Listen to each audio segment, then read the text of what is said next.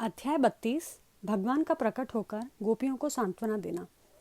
श्री सुखदेव जी कहते हैं, परीक्षित, भगवान की प्यारी गोपियां विरह के आवेश में इस प्रकार भांति भांति से गाने और प्रलाप करने लगी। अपने कृष्ण प्यारे के दर्शन की लालसा से वे अपने को रोक न सकी। करुणाजनक सुमधुर स्वर से फूट फूट कर रोने लगी। ठीक उसी समय उनके बीचों बीच भगवान श्री कृष्ण प्रकट हो गए। उनका मुख कमल मंद मंद मुस्कान से खिला हुआ था। गले में वनमाला थी, पीतांबर धारण किए हुए थे। उनका यह रूप क्या था, सबके मन को मथ डालने वाले कामदेव के मन को भी मथने वाला था। कोटि कोटि कामों से भी सुंदर परम मनोहर प्राणवल्लभ श्याम सुंदर को आया देख गोपियों के नेत्र प्रेम और आनंद से खिल उठे। वे सबकी सब एक ही साथ इस प्रकार उठ खड़ी हुई मानो प्राणहीन शरीर में दिव्य प्राणों का संचार हो गया हो। शरीर के एक एक अंग में नवीन चेतना, नूतन स्फूर्ति आ गई। एक गोपी ने बड़े प्रेम और आनंद से श्री कृष्ण के कर कमल को अपने दोनों हाथों में ले लिया और वह धीरे धीरे उसे सहलाने लगी। दूसरी गोपी ने उनके चंदन चर्चित भुजदंड को अपने कंधे पर रख लिया। तीसरी सुंदरी ने भगवान का चबाया हुआ पान अपने हाथों में ले लिया। चौथी गोपी, जिसके हृदय में भगवान के विरह से बड़ी जलन हो रही थी, बैठ गई और उनके चरण कमलों को अपने वक्षस्थल पर रख लिया। पांचवी गोपी प्रणय कोप से विह्वल होकर, भौहें चढ़ाकर, दांतों से होठ दबाकर, अपने कटाक्ष बाणों से बींधती हुई उनकी ओर ताकने लगी। छठी गोपी अपने निर्निमेष नयनों से उनके मुख कमल का मकरंद रस पान करने लगी। परंतु जैसे संत पुरुष भगवान के चरणों के दर्शन से कभी तृप्त नहीं होते, वैसे ही वह उनके मुख माधुरी का निरंतर पान करते रहने पर भी तृप्त नहीं होती थी। सातवीं गोपी नेत्रों के मार्ग से भगवान को अपने हृदय में ले गई और फिर उसने आंखें बंद कर ली। अब मन ही मन भगवान का आलिंगन करने से उसका शरीर पुलकित हो गया, रोम रोम खिल उठा और वह सिद्ध योगियों के समान परमानंद में मग्न हो गई। परीक्षित, जैसे मुमुक्षु जन परम ज्ञानी संत पुरुष को प्राप्त करके संसार की पीड़ा से मुक्त हो जाते हैं, वैसे ही सभी गोपियों को भगवान श्री कृष्ण के दर्शन से परम आनंद और परम उल्लास प्राप्त हुआ। परीक्षित, यूँ तो भगवान श्री कृष्ण अच्युत और एक रस हैं। उनका सौंदर्य और माधुर्य नृत्यशय है। फिर भी विरह व्यथा से मुक्त हुई गोपियों के बीच में उनकी शोभा और बढ़ गई। ठीक वैसे ही जैसे परमेश्वर अपने नित्य ज्ञान, बल आदि शक्तियों से सेवित होने पर और भी शोभायमान होता है। इसके बाद भगवान श्री कृष्ण ने उन व्रज सुंदरियों को साथ लेकर यमुना जी के पुलिन में प्रवेश किया। उस समय खिले हुए कुंद और मंदार के पुष्पों की सुरभि लेकर बड़ी ही शीतल और सुगंधित मंद मंद वायु चल रही थी और उसकी महक से मतवाले होकर भंवरे इधर उधर मंडरा रहे थे। शरद पूर्णिमा के चंद्रमा की चांदनी अपनी निराली ही छटा दिखला रही थी। उसके कारण रात्रि के अंधकार का तो कहीं पता ही न था। सर्वत्र आनंद मंगल का ही साम्राज्य छाया था। वह पुलिन क्या था? यमुना जी ने स्वयं अपनी लहरों के हाथों भगवान की लीला के लिए सुकोमल बालुका का रंगमंच बना रखा था।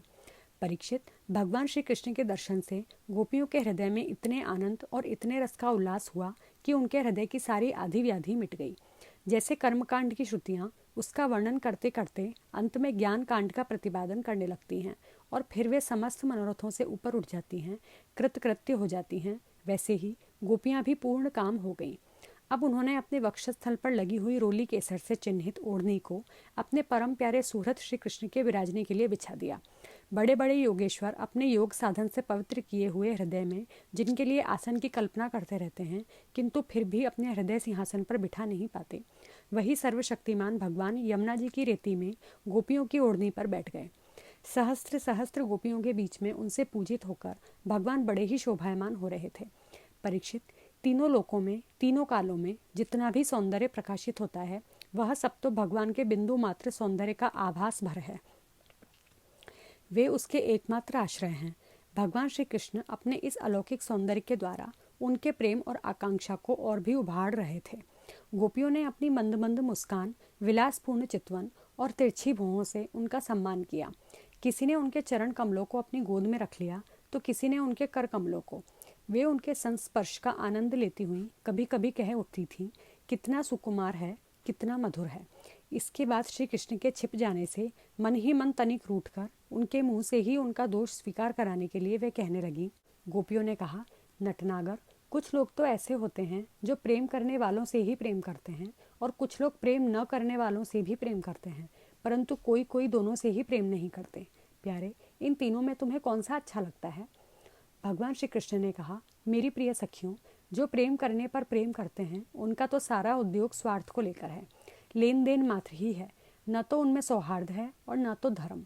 उनका प्रेम केवल स्वार्थ के लिए ही है, इसके अतिरिक्त उनका और कोई प्रयोजन नहीं है। सुंदरियों, जो लोग प्रेम न करने वाले से भी प्रेम करते हैं, जैसे स्वभाव से ही करुणाशील सज्जन और माता पिता, उनका हृदय सौहार्द से, हितैषिता से भरा रहता है, और सच पूछो तो उनके व्यवहार में निश्चल सत्य एवं पूर्ण धर्म भी है। कुछ लोग ऐसे होते हैं जो प्रेम करने वालों से भी प्रेम नहीं करते। ना प्रेम करने वालों का तो उनके सामने कोई प्रश्न ही नहीं है। ऐसे लोग 4 प्रकार के होते हैं। एक तो वे जो अपने स्वरूप में ही मस्त रहते हैं, जिनकी दृष्टि में कभी द्वैत भासता ही नहीं। दूसरे वे जिन्हें द्वैत तो भासता है, परंतु जो कृतकृत्य हो चुके हैं, उनका किसी से कोई प्रयोजन ही नहीं है। तीसरे वे हैं जो जानते ही नहीं कि हमसे कौन प्रेम करता है।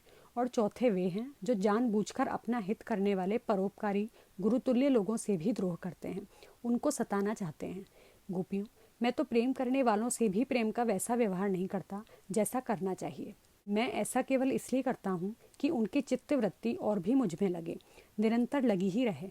जैसे निर्धन पुरुष को कभी बहुत सा धन मिल जाए और फिर खो जाए तो उसका हृदय खोए हुए धन की चिंता से भर जाता है, वैसे ही मैं भी मिल मिलकर छिप छिप जाता हूँ। गोपियों, इसमें संदेह नहीं कि तुम लोगों ने मेरे लिए लोक मर्यादा, वेद मार्ग और अपने सगे संबंधियों को भी छोड़ दिया है। ऐसी स्थिति में तुम्हारी मनोवृत्ति और कहीं न जाए, अपने सौंदर्य और सुहाग की चिंता न करने लगे, मुझ में ही लगी रहे। इसीलिए परोक्ष रूप से तुम लोगों से प्रेम करता हुआ ही मैं छिप गया था। इसलिए तुम लोग मेरे प्रेम में दोष मत निकालो। तुम सब मेरी प्यारी हो और मैं तुम्हारा प्यारा हूँ। मेरी प्यारी गोपियों, तुमने मेरे लिए घर गृहस्थी की उन बेड़ियों को तोड़ डाला है जिन्हें बड़े बड़े योगी यति भी नहीं तोड़ पाते। मुझसे तुम्हारा यह मिलन, यह आत्मिक संयोग सर्वथा निर्मल और सर्वथा निर्दोष है। यदि मैं अमर शरीर से, अमर जीवन से अनंत काल तक तुम्हारे प्रेम, सेवा और त्याग का बदला चुकाना चाहूँ तो भी नहीं चुका सकता। मैं जन्म जन्म के लिए तुम्हारा ऋणी हूँ। तुम अपने सौम्य स्वभाव से, प्रेम से मुझे उऋण कर सकती हो, परंतु मैं तो तुम्हारा ऋणी ही हूँ।